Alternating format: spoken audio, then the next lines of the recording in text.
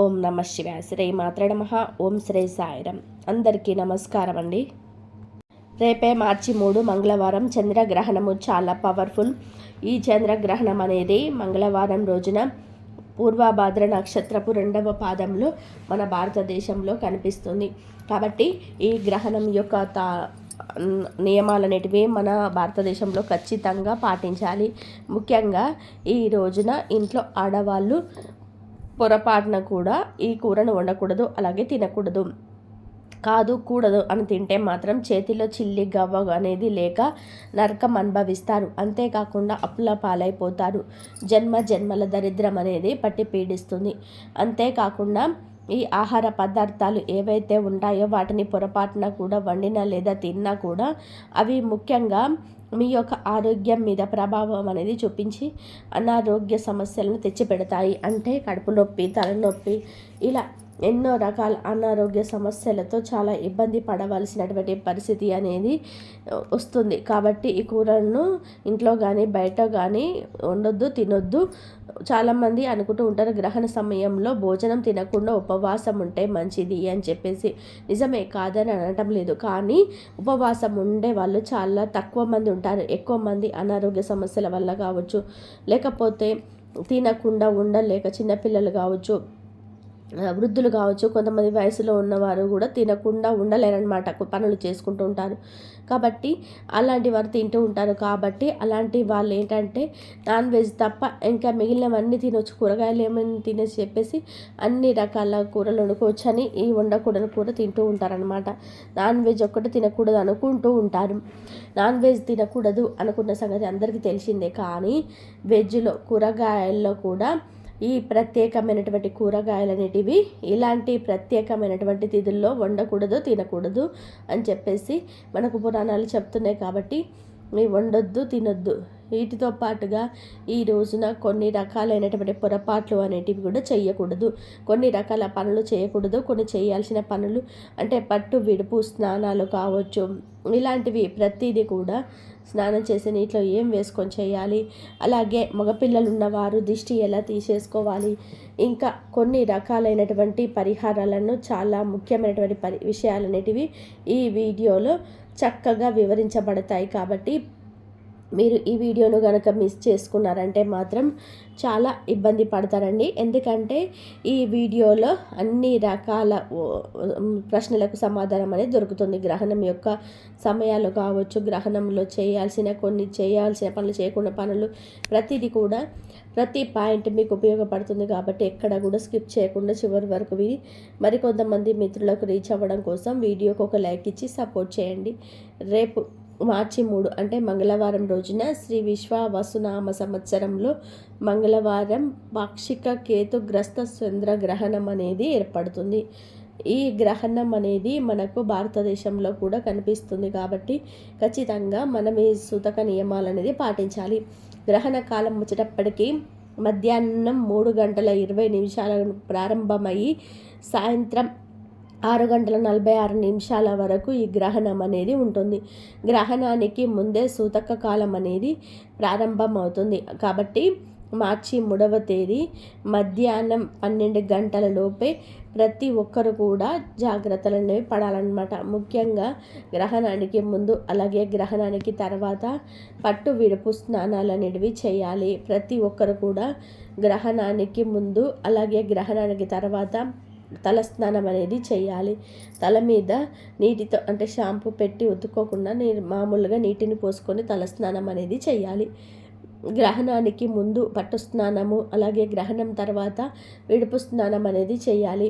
అయితే 2 సార్లు కూడా తలస్నానం అనేది కొంతమంది చేయలేకుండా ఉంటారు. అలాంటి వారు ఒక్కసారి సాయంత్రం గ్రహణం పూర్తయిపోయిన తర్వాత అంటే 7 గంటల తర్వాత మీరు తలస్నానం అనేది చేయండి. కానీ తలకు మాత్రం షాంపూలు మాత్రం కుంకుడుకాయలు కానీ పెట్టకుండా మామూలు నీటితో మాత్రమే తలను కడుక్కోవాలి. అలాగే ఈ సమయంలో దేవాలయం యొక్క తలుపులు కూడా మూసేస్తారనమాట. ఈ సమయంలో గుళ్ళల్లో పూజలు చేయడం కావచ్చు, అలాగే ఇంట్లో పూజ చేయడం కావచ్చు, ఇలాంటి పొరపాట్లు అనేటివి పొరపాటున కూడా చేయకూడదు. ముఖ్యంగా గర్భిణీ స్త్రీలు ఈ రోజున పొరపాట్ల కూడా బయటకి రాకూడదు. అంటే హాస్పిటల్స్కు వెళ్ళడం కానివ్వండి, లేదా ఇంట్లోనైనా కానివ్వండి, కూరగాయలు కట్ చేయడము, స్టిచ్చులు వేయడము, లేకపోతే ఏమైనా పనులు చేయడం ఇలాంటివి చేయకూడదు. మీరేంటంటే చక్కగా విశ్రాంతి స్థితిలో ఉండాలి. భగవన్ నామస్మరణ చేసుకుంటూ ప్రశాంతంగా కూర్చోవడం లేదా ప్రశాంతంగా పడుకోవడం అనేది చేయాలి.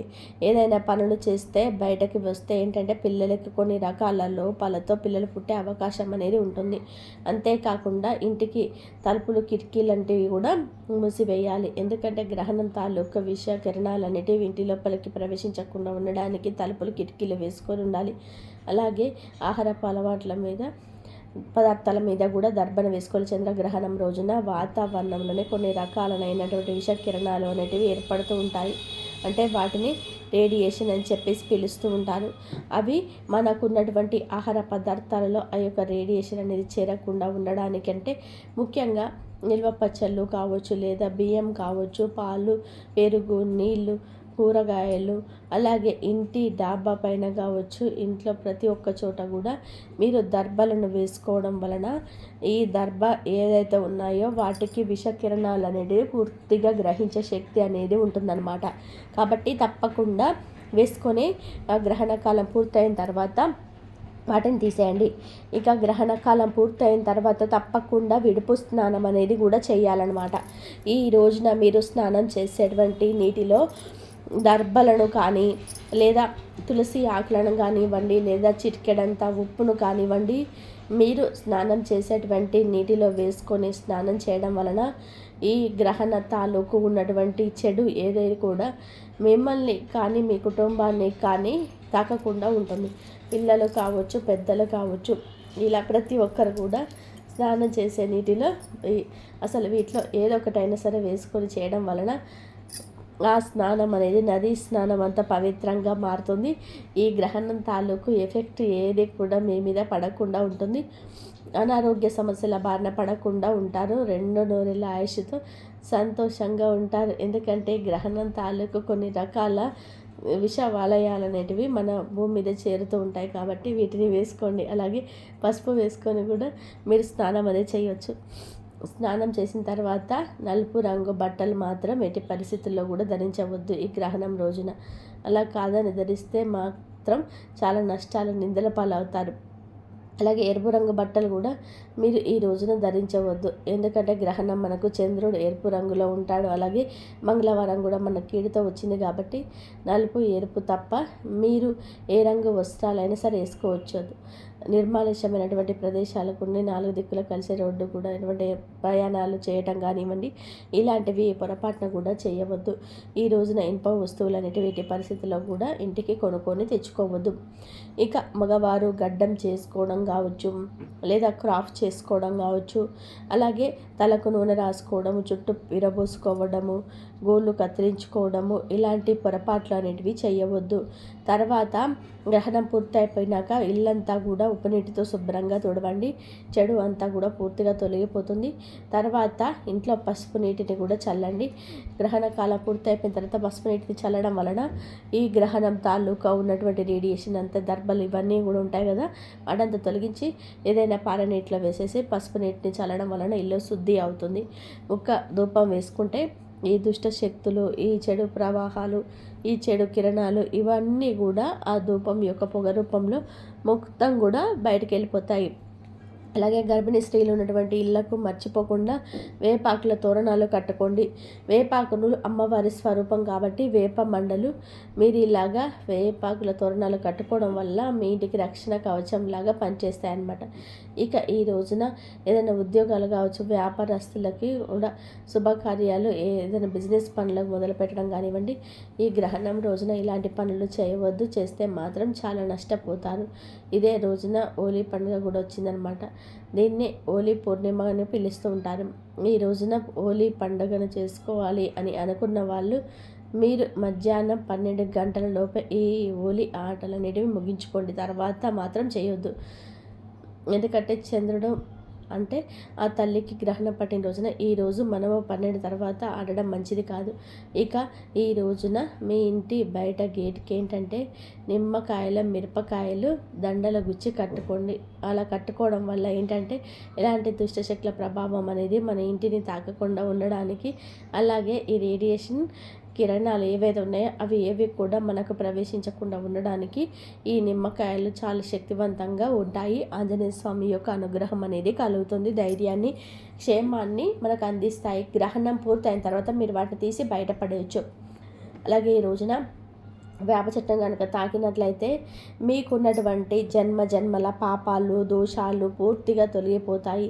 ఎందుకంటే వేప చెట్టు సాక్షాత్తు దేవతా వృక్షం కాబట్టి ఈ రోజున ఏమి చేసినా చేయలేకపోయినా ప్రతి ఒక్కరికి ఇళ్లకు దగ్గరలో ఏదైనా కానివ్వండి వేప చెట్లు అందుబాటులో ఉంటాయి. కానీ మీరు వేప చెట్టును తాకి నమస్కారం చేసుకొని మాకున్నటువంటి పాపాలను తొలగిపోవాలని చెప్పి దండం పెట్టుకోండి చాలు, మీకు అంతా కూడా మంచి జరుగుతుందన్నమాట. ఇంకా ఈ రోజున ముఖ్యంగా కొడుకులు ఉన్నటువంటి ప్రతి తల్లి కూడా ఈ చిన్న పరిహారం అనేది చేసుకోండి. ఎందుకంటే మగపిల్లలకు ఎప్పుడు కూడా గండాలు కీళ్ళు ఎక్కువగా ఉంటాయి. మగపిల్లల మీద దృష్టి కూడా చాలా ఎక్కువగా ఉంటుంది. వీళ్ళు ఎక్కువగా కూడా బయట వనరుల మీద, ఇంకా బయట బండ్ల మీద కావచ్చు, కార్లలో కావచ్చు ఎక్కువగా తిరుగుతూ ఉంటారు. పిల్లవాడు ఏంటంటే మగపిల్లవాడు వంశోద్ధారకుడు, తల్లిదండ్రులకు తలగొరి పెట్టి ఉన్నామ నరకం నుంచి కాపాడేవాడు, అలాగే ఇంటి పేరు నిలబెట్టేవాడు. కాబట్టి మగపిల్లల మీద నరదిష్టి చిన్న పిల్లవాడి దగ్గర నుంచి పెద్దవాళ్ళు అయ్యేంత దాకా కూడా ఎప్పుడు కూడా ఉంటుంది. కాబట్టి 6 నెలల పిల్లవాడి దగ్గర నుంచి 50 ఏళ్ళ మగవాళ్ళ వరకు ఈ పరిహారం అనేది చేయవచ్చు. తల్లి అయినా చేయవచ్చు, లేదా తండ్రి అయినా చేయవచ్చు, లేదా భార్య అయినా చేసుకోవచ్చు అన్నమాట. ఇంకా వాహన ప్రమాదాల వల్ల కూడా చాలా కుటుంబాలు ఇబ్బంది పడుతున్నాయి. అవన్నీ కూడా పూర్తిగా తొలగిపోతాయి. దీనికోసం ఏంటంటే ఒక కోడిగుడ్డు అనేది పరిహారానికి కావాలి. కోడిగుడ్డుకి ఏంటంటే జీవశక్తి, అలాగే దైవశక్తి, ప్రకృతి యొక్క శక్తి అనేది పుష్కలంగా ఉంటాయి. కాబట్టి ఈ కోడిగుడ్డుతో ఈ పరిహారం చాలా పవర్ఫుల్గా పనిచేస్తుంది. దాంతోపాటుగా ఒక బౌల్లో రాళ్ళ ఉప్పు అనేది కూడా వేసేసుకొని దాని మీద చిటికెడంతా కుంకుమ, అలాగే 1 స్పూన్ నల్ల ఆవాలు, ఈ కోడిగుడ్డు మీద కాటుకతో ఇక్కడ మనకు ఒక చుక్కను పెట్టేసి మీరు ఈ పరిహారం అనేది చేయాల్సి ఉంటుందన్నమాట. ఆవాలు, కుంకుమ చెడును, నరదిష్టిని తీసేస్తాయి. ఉప్పు దిష్టికి పెట్టింది పేరు అనమాట. ఈ కోడిగుడ్డును కూడా మనం ఇలా సిద్ధం చేసుకొని పిల్లవాడిని ఈ పరిహారం చేయాల్సిన సమయం ఏంటంటే సాయంత్రం 7 గంటల కల్లా మన గ్రహణం ముగుస్తుంది. కాబట్టి 7 దాటిన తర్వాత మీరు పిల్లవాడికి దిష్టి అనేది తీసేయండి. బయట గుమ్మానికి బయట వైపు కూర్చోబెట్టి చక్కగా తూర్పు ముఖంగా కూర్చోబెట్టి ఇలా దిష్టి అనేది తీసేసి కుడి నుంచి ఎడవకు 3 సార్లు ఇట్లా చెడిపోవాలి, దిష్టి పోవాలి అని చెప్పి ఎక్కడైనా పారని ఇట్లా వీటిని పడేసేసి కాళ్ళు చేతులు కడుక్కొని లోపలికి రండి. అలాగే పిల్లవాడికి కూడా స్నానం చేపించండి. అలాగే ముఖ్యమైనటువంటి పరిహారం రూపాయి బిళ్ళ పరిహారం అన్నమాట. చాలామంది ఆర్థిక సమస్యలతో, అప్పుల సమస్యలతో ఇబ్బంది పడుతుంటారు. మీకున్నటువంటి అన్ని సమస్యల నుంచి బయటపడడానికి ఈ రూపాయి బిళ్ళ పరిహారం చాలా బాగా పనిచేస్తుంది. ఈరోజు చంద్రుడు రావడంతో గ్రహణంతో వస్తాడు. కాబట్టి 1 రూపాయి బిళ్ళ తీసుకొని మీ మనసులో సంకల్పం అనేది చెప్పుకొని మీ ఆర్థిక సమస్యలు, అప్పుల సమస్యలు తొలగిపోవాలి, ఉద్యోగ వ్యాపారాలు మంచిగా కలిసి రావాలి అలా అని చెప్పేసి మీ నమస్కారం చేసుకొని ఆ రూపాయి బిళ్ళని మీ తల చుట్టూ కుడి నుంచి ఎడమ వరకు 7 నుంచి కుడి సార్లు 3 సార్లు తిప్పేసి మీకు సాయంత్రం 7 దాటిన తర్వాత మీరు ఈ రూపాయి బిళ్ళను ఆరు బయట పెట్టేసేయండి. ఇక దాన్ని లోపలికి తీసుకొని రావద్దు, బయటనే ఉంచేసి అలా వదిలేసేయండి. రాత్రంతా అలాగే ఉంచేసేయండి. ఇక మరుసటి రోజు ఉదయాన్నే ఏంటంటే దాన్ని స్నానం చేసేసి అటు నుంచి అటే బయటికి తీసుకెళ్ళి ఎవరికైనా దానం చేయండి. అంతేగాని కడగండి, గుర్తుపెట్టుకోండి, కడగకుండా దానం చేయండి. అలా చేయడం వల్ల మీకు ధనం 4 దిక్కుల నుంచి దూసుకు వస్తుంది. ఆర్థిక సమస్య నుంచి తేలికగా బయటపడగలుగుతారు. అలాగే ఉప్పు పరిహారం కూడా చేసుకోండి, చాలా పవర్ఫుల్గా పనిచేస్తుంది. ఈ పరిహారానికి ఏంటంటే ఒక గాజు బౌల్లో ఒక ఎడమ చేతిలో ఒక గుప్పెడు ఉప్పు తీసుకొని ఆ గాజు బౌల్లో వేసేసి దాంట్లో బొగ్గు ముక్కలు ఉంటాయి కదండి, బొగ్గు ముక్కలు 2, అలాగే ఇనుప శీలలు, చిటికెడంతా కుంకుమ కూడా అక్కడ ఇక్కడ చిటికెడంత ఉప్పు కూడా వేసేసి ఆ బౌల్ని మీరు సాయంత్రం పూటే గ్రహణం సమయంలో మీరు బయట పెట్టేసేయండి.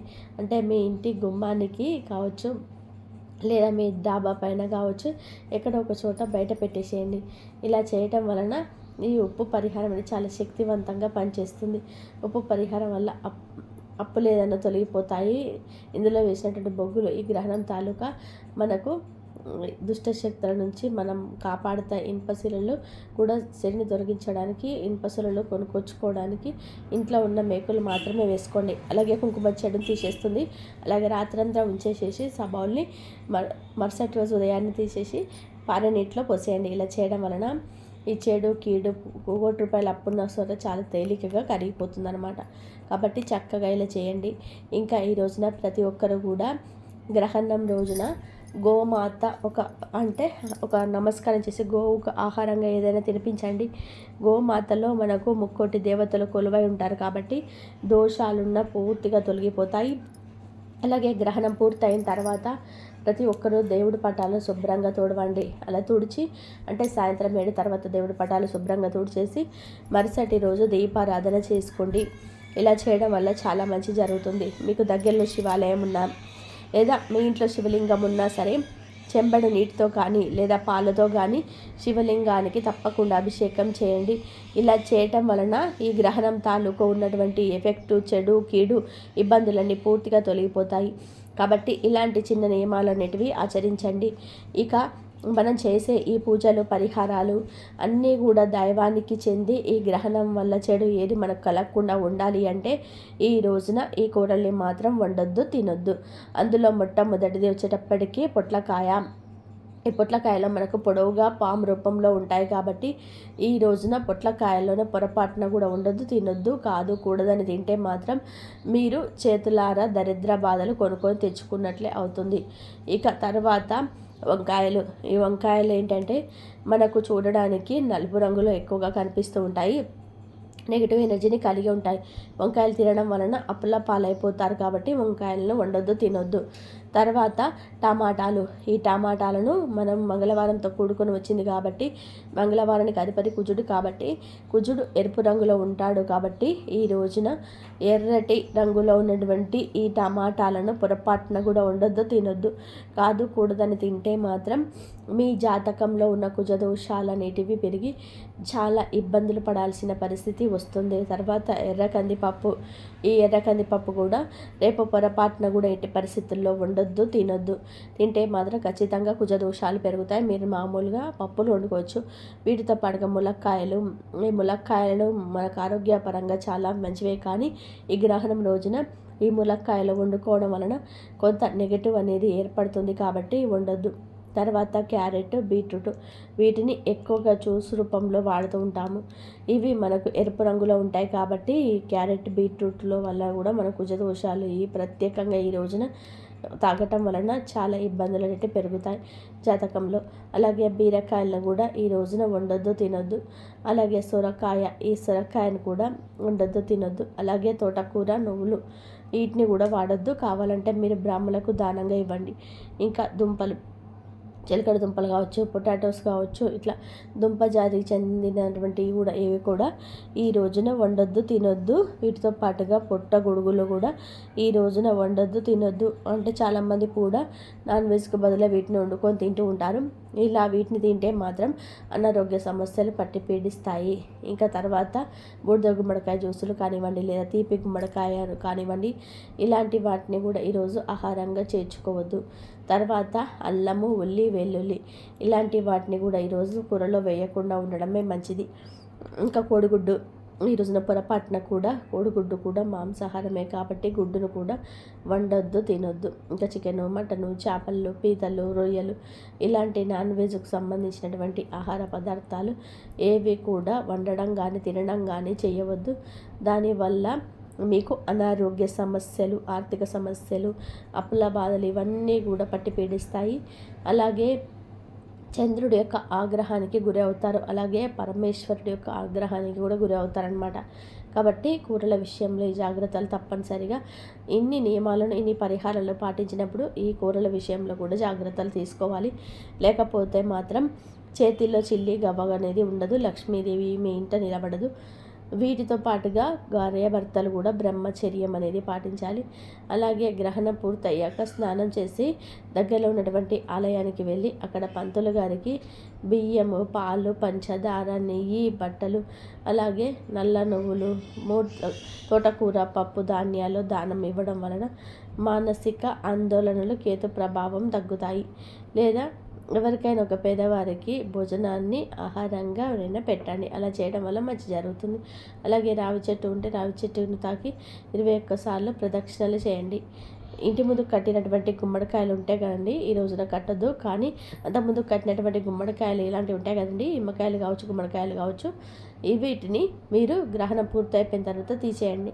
వీటిని మార్చుకొని కొత్త గుమ్మడికాయలు ఆ ప్రదేశంలో కట్టుకోండి. ఎందుకంటే ఈ గ్రహణం వలన మన యొక్క మానసిక స్థితి కావచ్చు, అలాగే గ్రహాల స్థితులు కూడా బలహీనంగా మారుతాయి. కాబట్టి ఆ ఎఫెక్ట్ ప్రతి ఒక్కరి వస్తువు మీద ఉంటుంది. కాబట్టి వాటిని శుద్ధి చేసుకోవడం, మార్చుకోవడం వలన మన జాతకంలో శని దోషాలు, వృక్ష దోషాలు, ఈ చెడు కిరణాలు ఇవన్నీ కూడా పూర్తిగా తొలగిపోతాయి. కాబట్టి చక్కగా ఇలాంటి నియమాలను ఆచరించి మీరు ఈ గ్రహణం యొక్క ఎఫెక్ట్ నుంచి బయటపడండి. దీనికి భయపడాల్సినటువంటి అవసరం అయితే ఏమీ లేదు.